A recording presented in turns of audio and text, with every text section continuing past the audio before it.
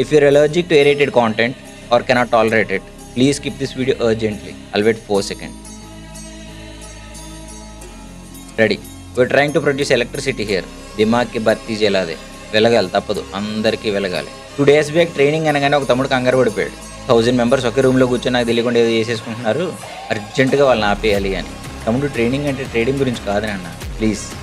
ఊహ వద్దు. నీకు తెలుసుకోవాలనిపించింది అనుకో, అటెండ్ అవ్వు. వల్లాల దేవుళ్ళ బిహేవ్ చేయి. నాకు దక్కంది ఇంకెవరికి దక్కకూడదు. ఎక్కడ దొరుకుతారు ఇట్టండి మౌంటైన్ ఇంటెలిజెన్స్ ఉన్నవాళ్ళు? ఇంకా గూగులే వాడుతున్నావా? మారు. ఏ మోడల్స్ వచ్చాయి, అప్డేట్ అవ్వు. నువ్వు ట్రైనింగ్ చేస్తున్నావా? నీ 10th క్లాస్ సర్టిఫికేట్ చూపించు. సర్టిఫికేట్ అని ఆర్ఎన్పిట్ ఫైటింగ్ చేసుకుంటున్నావు చూడు, నీకే క్లారిటీ. ఒకరోజు ట్రేడింగ్ చేస్తున్న ఓవర్ ట్రేడింగ్లో 70,000 పోగొడిచావు అనుకో, కరెక్ట్గా 335కి మీ నాన్న వచ్చారు.